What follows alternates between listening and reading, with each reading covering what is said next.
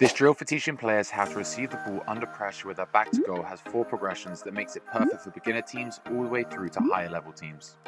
For the beginner level, set up a 5-yard by 5-yard area with 2 cones opposite each other 3 yards back, either side of the square. Divide your players into 2 groups on each of the cones, with one of the groups starting with the soccer ball. The drill will start when the player without the ball checks into the square to receive a pass from the player with the ball. The player receiving the pass will then use a front foot touch to push the ball out through one of the sides of the square, either using the outside or inside of their front foot. Both players will now join the back of their respective lines, with the next players repeating the process. Make sure players are using their left foot and their right foot. For the coaching points, you'll want to focus on players calling for the pass and quickly checking into the area. After they have checked into the area, make sure that they are receiving the pass in a side-on body position and that their touch is out of their feet and combined with a quick change of speed. A bonus coaching point for players that are starting to excel is to ask them to add a disguise to their first touch. For example, use a shoulder fake to the left and then take your touch to the right. For the novice level, the setup will remain the same, however now place 2 mannequins, puck goals or tool cones to represent the defender. The rotation will remain the same, however now players are going to use a bit of movement to help create space to receive the pass.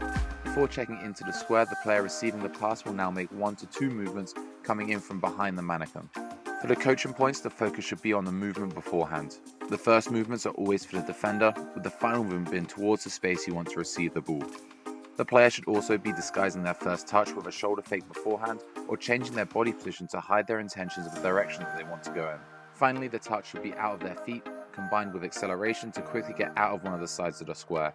For the intermediate setup, remove one of the mannequins and replace it with a live defender, and set up a cone for where the other defenders can stand. This now creates an intention behind the movement, but also match realistic pressure. The defender becomes live once the attacker has run past them. The goal for the player receiving the pass is to still escape through one of the sides of the square. Once they do so, they will join the line with the players who passed the ball in, with the player originally playing the pass joining the opposite line to receive the ball. For the remaining progressions, if the attacker is able to dribble out of the sides, they will get a point. The defender can get a point if they are able to win the ball and dribble to the side that is furthest from them. For the coaching points, the focus becomes more on the movement before the player has received the pass, using quick changes of directions to take the defender away from the space, with the final movement being towards the space they want to receive the ball. The attacker should have a quick scan between running past the defender and when the pass is played to them, so they already have a picture in their head of where the defender is and where the space is. The attacker should also be communicating concisely and clearly when and where they want the ball, using their voice and their hands to point. For the expert setup, replace the final mannequin with another rotation of defenders. Also place a cone to mark where the second group of defenders will start.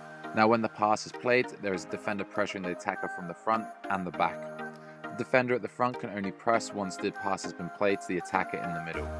For the coaching points, the focus is not only on the movements for the first defender, but also the second defender.